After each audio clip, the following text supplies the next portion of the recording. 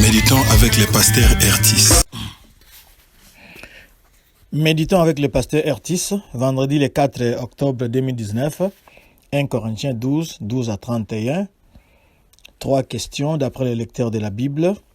Y a-t-il un ordre auquel obéir? 2. Y a-t-il un avertissement? 3. Quelle vérité Dieu me révèle-t-il? Et bien sûr, chaque jour, quel verset m'interpelle le plus? Ici, il s'agit du corps de Christ, c'est-à-dire unité et diversité dans le corps de Christ. Nous allons prier. Seigneur, merci. Merci parce que nous sommes différents, comme les parties d'un corps, le corps humain par exemple, mais chaque partie a sa fonction, joue sa fonction et remplit sa fonction. Merci d'utiliser mon frère, merci d'utiliser ma sœur comme partie prenante de ce corps. Bénis ce moment de méditation autour de ta parole, au nom de Jésus-Christ. Amen. Shalom bien-aimés. Nous allons commencer à partir du verset 14 jusqu'au verset 19. Là-bas, nous voyons que les dons spirituels viennent dans différentes formes. L'un peut posséder un don public, un don qui impressionne les autres. L'autre peut posséder un don privé, mais un don de service.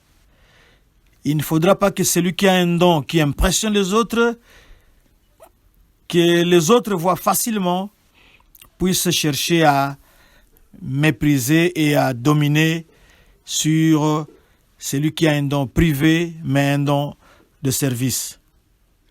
Chaque don est essentiel pour le bien de toute la communauté, pour le bien de tous les croyants, pour le bien de l'Assemblée.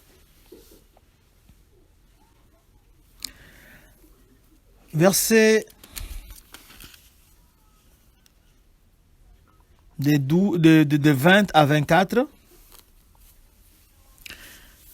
À travers la lettre de Paul,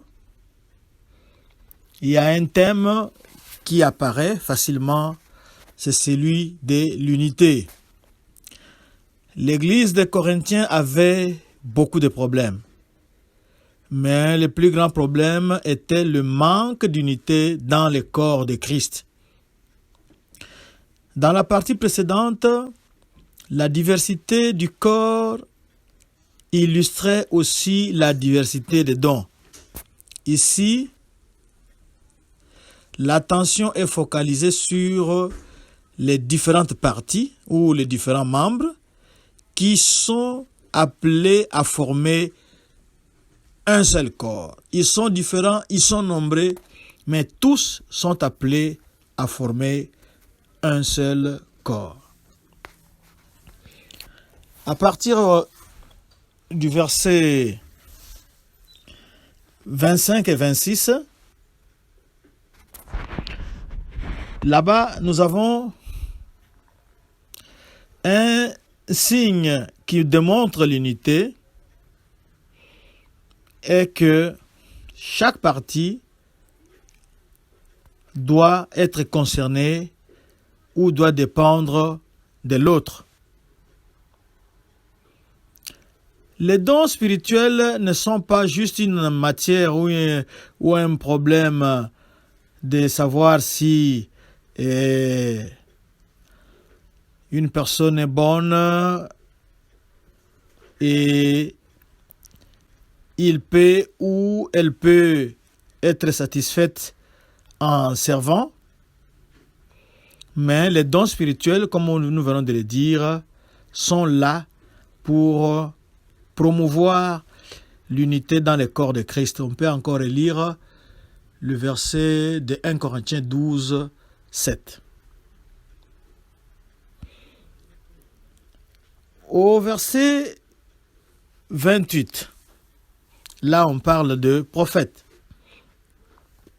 Dans l'Ancien Testament, les prophètes étaient ceux qui proclamaient la parole de Dieu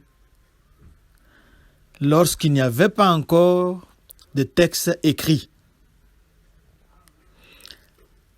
Le prophète aujourd'hui est celui qui proclame la parole de Dieu telle qu'elle est révélée dans les textes des Écritures. Donc de part et d'autre, nous voyons parole de Dieu, parole de Dieu. Dans l'Ancien Testament, la parole n'était pas encore écrite, elle n'était pas encore formalisée, et le prophète prêtait sa bouche à Dieu pour parler aux gens. Mais dans le Nouveau Testament, le prophète est celui qui part de la parole de Dieu pour la proclamer. La parole de Dieu ici, nous voulons parler des Écritures. Paul a cité les apôtres en premier, mais les dons de langue en dernier. Nous avions déjà expliqué apôtres, c'était à l'origine, c'était les gens qui avaient vu Jésus et qui ont été envoyés, messagers, apôtres. Alors, il a cité les dons de langue en dernier.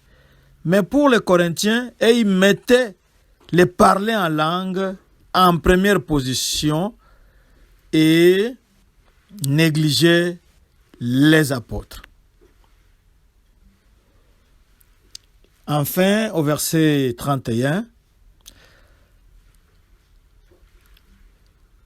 l'exhortation de Paul de désirer les plus grands dons peut sembler contradictoire.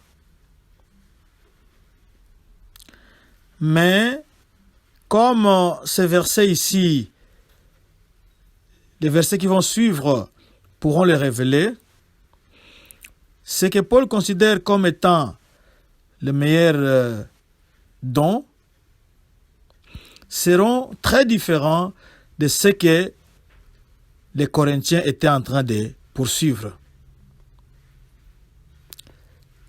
Les meilleurs dons, s'il faut comprendre ces versets, ce sont les dons qui édifient le plus toute l'Église.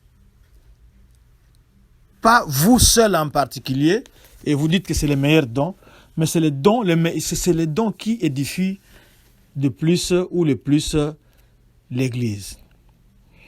Alors nous voulons donner rapidement quelques petits points qui peuvent nous aider à découvrir notre don. La première chose, c'est l'investigation. Vous devez faire une enquête, vous devez passer du temps à chercher à découvrir quel est le don et quel est le bénéfice ou bien l'avantage pour l'Église. Vous devez passer un temps de découverte, d'enquête. Vous ouvrez les yeux, les oreilles, le cœur pour voir comment cela fonctionne dans l'Église et comment cela peut édifier l'Église. Le deuxième point, vous devez vous impliquer. Vous devez vous impliquer dans les activités spirituelles. Parce que certains chrétiens pensent que non, ils doivent être dans l'expectative, c'est-à-dire attendre, ne rien faire, jusqu'à ce que les dons se manifestent. Non, vous devez vous impliquer dans les activités spirituelles, car on dit, c'est en forgeant qu'on devient forgeron. Ou bien apprendre en agissant, comme on dit, learning by doing. Apprendre en agissant, vous êtes impliqué dans les activités spirituelles et vous pourrez voir déjà quelque chose venir vers vous. Et la troisième chose, c'est l'interaction. Dans l'interaction avec les autres, vous verrez que vous aurez un peu plus d'impact dans les dons dans lesquels l'Esprit vous a le plus bénéficié. L'interaction avec les autres va vous aider à comprendre là où vous avez un peu plus d'impact. On peut lire aussi 1 Pierre 4, 10. Quatrième étape, c'est l'introspection. Les croyants doivent aussi regarder dans leur cœur.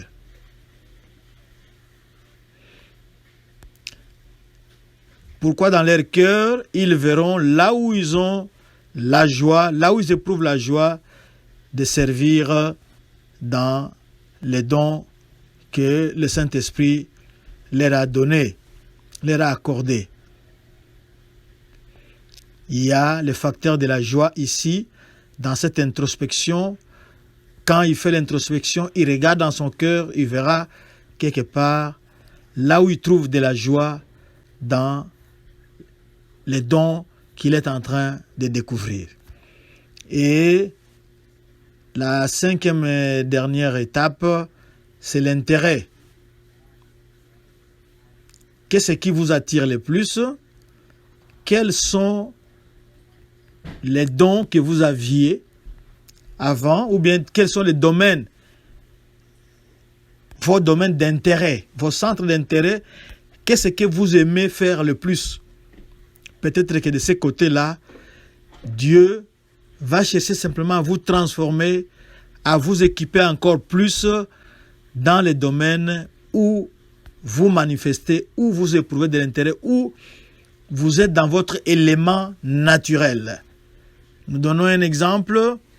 Vous étiez enseignant et maintenant, quand le Seigneur vous appelle, il vous équipe, il va renforcer simplement votre tendance à l'enseignement. Il va vous utiliser dans la prédication, dans la proclamation de la parole. C'est ce que nous voulions dire par là.